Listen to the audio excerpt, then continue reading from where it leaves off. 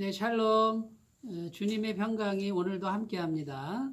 오늘 말씀은 마태복음 23장 37절에서 24장 2절까지입니다. 예루살렘아 예루살렘아 선지자들을 죽이고 내게 파송된 자들을 돌로 치는 자여, 암탉이 그 새끼를 날개 아래 모음같이 내가 내 자녀를 모으려 한 일이 몇 번이더냐. 그러나 너희가 원하지 아니하였도다. 보라, 너희 집이 황폐하여 버려진 바 되리라. 내가 너희에게 이르노니 이제부터 너희는 찬송하리로다. 주의 이름으로 오시는 이여 할 때까지 나를 보지 못하리라 하시니라. 예수께서 성전에서 나와서 가실 때에 제자들이 성전 건물들을 가리켜 보이려고 나아오니 대답하여 이르시되, 너희가 이 모든 것을 보지 못하느냐. 내가 진실로 너희에게 이르노니 돌 하나도 돌 위에 남지 않고 다 무너뜨려지리라. 아멘. 오늘 말씀 37절에 예수님께서 예루살렘아 예루살렘아 이렇게 말씀하십니다. 굉장히 깊은 탄식의 소리를 가지고 말씀하시는 것입니다. 그냥 예루살렘아 하는 것이 아니고 정말 슬픈 마음으로 예루살렘아 예루살렘아, 지금 도시를 향해서, 예루살렘 도시를 향해서 부르는 것 같지만 사실은 예루살렘에 있는 사람들이 안타까워서 하시는 말씀이죠. 도대체 이 일을 어떻게 하면 좋으냐, 이런 말입니다. 예루살렘의 멸망이 눈앞에 다다랐기 때문입니다. 실제로 AD 70년에 그 예루살렘 성이 로마의 군사에 의해서 완전히 함락이 되고, 또 예루살렘 성전이, 그렇게 화려한 성전이 돌 위에 돌 하나도 남지 않고 다 무너지는 사건이 실제로 발생했습니다. 예수님이 33세면은 지금 AD 40년쯤 된 것이고요. 예수님 돌아가시고 30년 정도 지났을 때에 이 일이 발생합니다. 그런데 예수님은 전능하신 하나님이시므로 예수님 눈에는 예루살렘 성이 무너지는 것과 성전이 무너지는 것이 선하게 보이는 것이죠. 그 예루살렘 도시 전체가 멸망한 원인은 무엇입니까? 결국 예루살렘 성 안에 있는 성전이 타락한 것입니다. 성전이 죄로 물든 것이죠. 38절에 보면 보라, 너희 집이 황폐하여 버려진 바 되리라. 여기 너희 집이라는 이 단어가, 너희는 복수를 의미하고 집은 단수입니다. 그러니까 이스라엘 백성들이 한 집에 다 모인 것을 말하는데, 이스라엘 백성들이 한 집에 다 모이는 집은 성전밖에 없습니다. 그러니까 너희 성전이 황폐하여 버려진 바 되리라. 결국 성전의 타락이 이런 비참함, 비극을 가져온 것이죠. 그 성전 안에 외식하는 종교 지도자들이 많았습니다.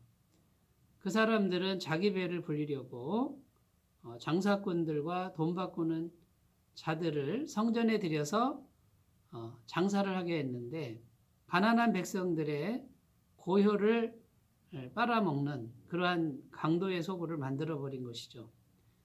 그때 예수님께서 다 둘러엎으시고 쫓아내셨습니다. 그 쫓아낸다는 뜻이 귀신을 쫓아냈다라는 단어와 같은 뜻입니다. 결국은 하나님의 영이신 성령께서 계셔야 할 자리에 마귀가 기뻐하는 것들이 가득했다라는 것이죠. 여러분, 성전의 진정한 모습은 무엇입니까? 하나님의 성품이, 하나님의 성령께서, 성령의 열매가 가득한 곳이 되어야 합니다.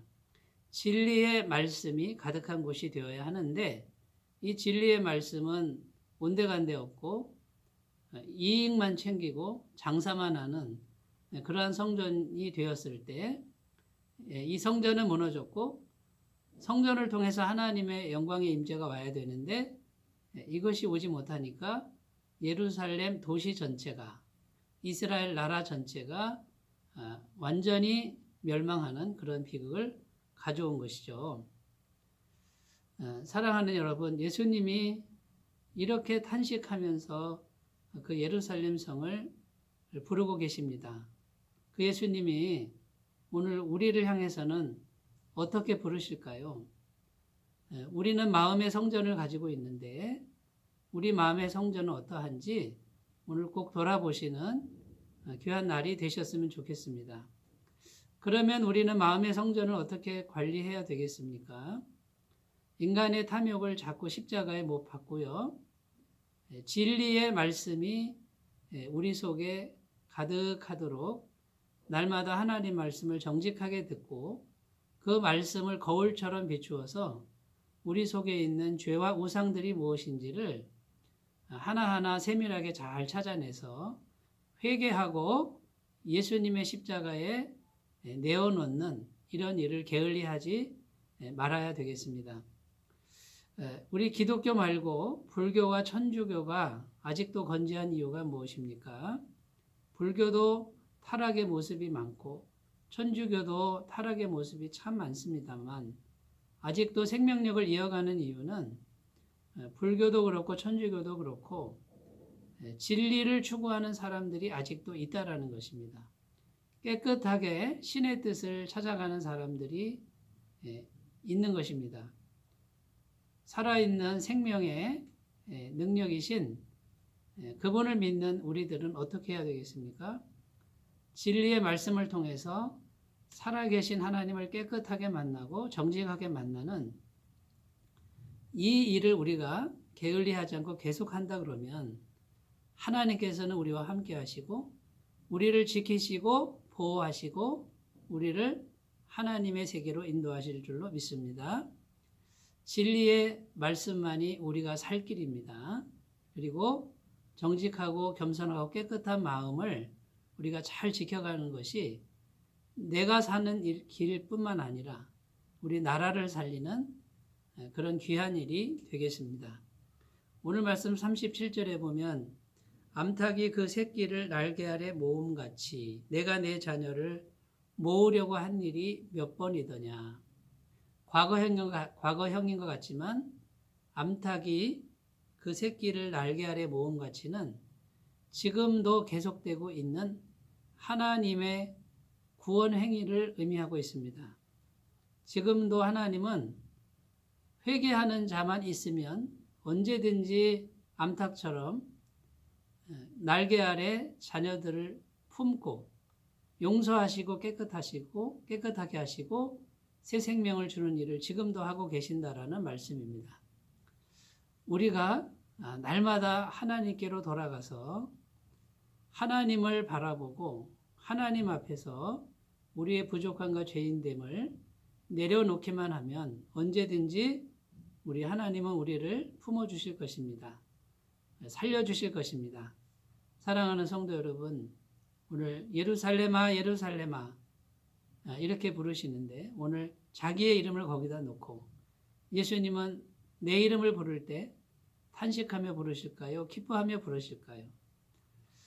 이렇게 질문하시는 하루가 되셨으면 좋겠고요. 또 내 마음의 성전에는 지금 무엇이 가득한가?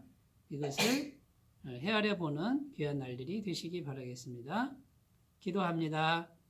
하나님 아버지, 예루살렘 성이 예수님 눈에는 완전히 멸망하고 예루살렘 성전이 돌 위에 돌 하나도 남지 않고 무너지는 것이 예수님 눈에는 선명하게 보였습니다. 그 성전이나 그 도시가 영원할 것 같았습니다. 하나님의 이름으로 서 있으나 그 안에는 온전히 타락했고 그 안에는 인간적 냄새가 너무 강력했습니다. 하나님, 우리도 마음의 성전을 가지고 있는데 우리 마음이 말씀으로 충만하고 진실로 충만하고 회개로 충만해야만 하나님의 임재가 가능하고 하나님이 우리를 지켜주실 줄 믿습니다.